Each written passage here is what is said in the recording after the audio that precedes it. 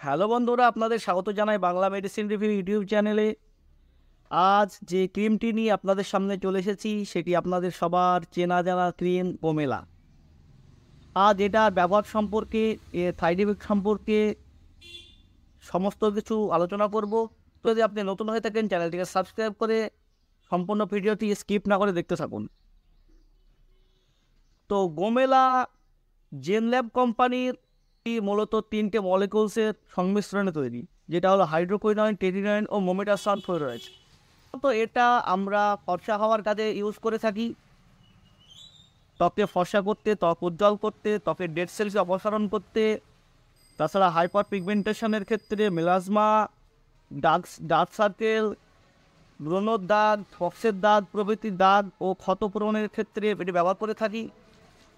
তো চলুন জানা যাক হাইড্রোকুইনয়েন, ট্রেটিনয়েন ও মোমেটাসন আলাদা আলাদা কীভাবে কাজ করে। তো তার আগে বলি, মেলানিন আমাদের স্কিনের, আমাদের চুলের যে রং নির্ধারণ করে সেটা হলো মেলানিন। মেলানোসাইটস থেকে প্রডিউস হওয়া মেলানিন, এই মেলানিন যার শরীরে যত বেশি প্রোডাকশন হয় তার স্কিন তত ডার্ক, অর্থাৎ তত কালো। যার প্রোডাকশান কম তার স্কিন তত ফর্সা এবং তত উজ্জ্বল।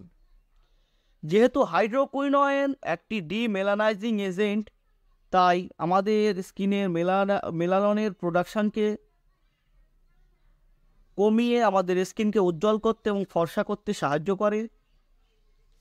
তাছাড়া ট্রেটিনয়েন হলো ভিটামিন এ এর একটি অ্যাসিড আকার, যা আমাদের কোলাজেনকে বাড়িয়ে আমাদের স্কিনের ডেড সেলকে অপসারণ করতে, আমাদের কোঁচকানো স্কিনকে টান টান রাখতে, মসৃণ রাখতে এবং সফট রাখতে সাহায্য করে।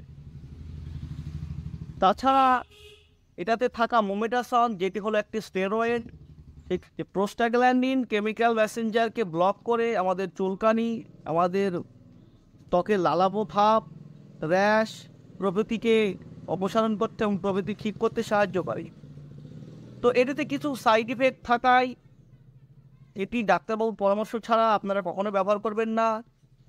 যে সাইড ইফেক্টগুলি হলো, আপনার মুখের অর্থাৎ আপনার ত্বকে চামড়া উঠতে পারে, তাছাড়া ত্বক লাল হতে পারে, ত্বকে র্যাশ, চুলকানি বের হতে পারে। তো অবশ্যই ডাক্তারবাবুর পরামর্শ ছাড়া এটি ব্যবহার করবেন না। আর ব্যবহার করার নিয়ম বলতে গেলে, এটি রাত্রিবেলায় পরিষ্কার জল দিয়ে মুখ ধুয়ে এটি ব্যবহার করবেন। আর ব্যবহার করার আগে অবশ্যই আপনি হাতের কোনো জায়গায় লাগিয়ে দেখে নেবেন কোনো র্যাশ বের হচ্ছে কিনা বা অ্যালার্জিক কোনো রিয়াকশান আসছে কিনা, তারপরে আপনি মুখে বা অন্য কোথাও ইউজ করবেন।